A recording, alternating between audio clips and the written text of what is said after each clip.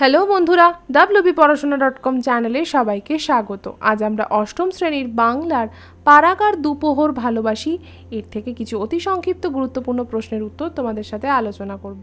আলোচনার শুরুতেই জানিয়ে রাখতে চাই, wbporashona.com বাংলার প্রথম ডিজিটাল প্রশ্ন উত্তর সহায়িকা। পাঠ্য বিষয় বিভিন্ন প্রশ্ন উত্তর আলোচনা তোমরা বিনামূল্যে যদি পড়তে চাও তবে এখনই ভিজিট করো আমাদের ওয়েবসাইট wbporashona.com-এ। লিঙ্ক ডেসক্রিপশন বক্সে দেওয়া আছে। তোমরা যারা হোয়াটসঅ্যাপ ইউজ করো তাদেরকে বলছি তারা চাইলে আমাদের হোয়াটসঅ্যাপ চ্যানেলেও জয়েন করতে পারো, তারও লিঙ্ক ডেসক্রিপশন বক্সে দেওয়া রয়েছে। আজকের প্রথম প্রশ্ন, জীবনানন্দ দাশের লেখা দুটি কবিতার বইয়ের নাম লেখ। দুটি কবিতার বই হলো রূপসী বাংলা এবং বনলতা সেন। এই দুটি কিন্তু অত্যন্ত বিখ্যাত। জীবনানন্দ দাশের লেখা প্রথম কাব্যগ্রন্থের নাম কি? এটা হলো ছড়া পালক। 3. দুপোহর শব্দের অর্থ কি? দুপোহর শব্দের অর্থ দ্বিতীয় প্রহর। আগেকার দিনে কিন্তু অষ্টপ্রহরে আমাদের 24 ঘন্টাকে ভাগ করে মানুষ টাইম কাউন্ট করতো। এখনকার মতো তো ঘড়ি ছিল না, তো এইভাবে কিন্তু টাইম কাউন্ট হতো।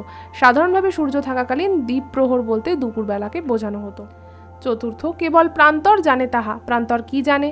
উত্তরটা হচ্ছে পারাগার দুপোহর ভালোবাসি কবিতা থেকে আলোচ্য উক্তিটি নেওয়া হয়েছে। কবির মনের মধ্যে কোনো স্বপ্ন, কোনো গল্প কাহিনী ঘর বেঁধে আছে, তা শুধুমাত্র প্রান্তর জানে।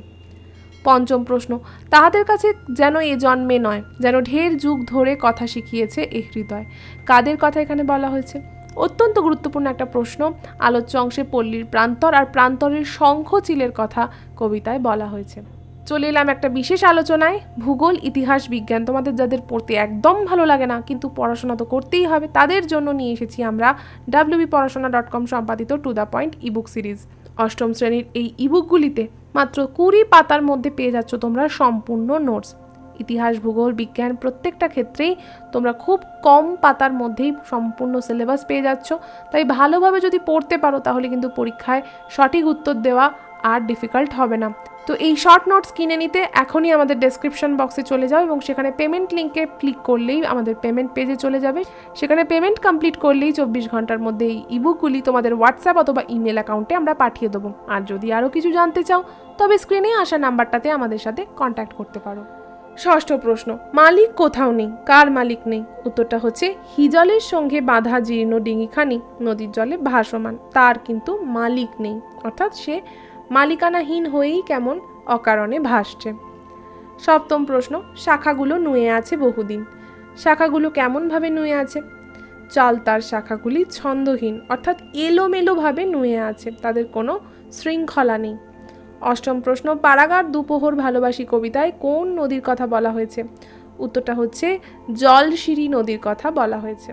9ম প্রশ্ন, জলশিরির পাশে ঘাসে কি দেখা যায়? উত্তরটা হচ্ছে ছন্দহীন বুনো চালতার নুয়ে পড়া শাখাগুলি জলশিরির পাশের ঘাসে দেখা যায়। 10ম প্রশ্ন, কি স্বপ্ন যে বাঁধিয়াছে ঘর, স্বপ্ন কোথায় ঘর বেঁধেছে? উত্তরটা আলোচনা করব, স্বপ্ন ঘর বেঁধেছে কবি জীবনানন্দ দাশের হৃদয়। আমরা আজকে আলোচনা করলাম পারাগার দুপোহর ভালোবাসি সম্পর্কিত বেশ কিছু ইম্পর্টেন্ট প্রশ্ন। তবে তোমাদেরকে বারবার বলছি, কবিতা কিন্তু খুব ভালোভাবে পড়বে, আদারওয়াইজ কিন্তু উত্তর লিখতে ভীষণ অসুবিধা হবে। আজকের পর্ব কেমন লাগলো তা আমাদের জানাতে ভুলো না। লাইক, কমেন্ট, শেয়ার করো। আর তোমরা যারা আমাদের ইউটিউব চ্যানেলটাকে সাবস্ক্রাইব করোনি তাদেরকে বলছি প্লিজ সাবস্ক্রাইব করে পাশে থাকা বেল আইকনটা প্রেস করে দাও। আবার ফিরে আসবো অন্য কোনো পর্বে।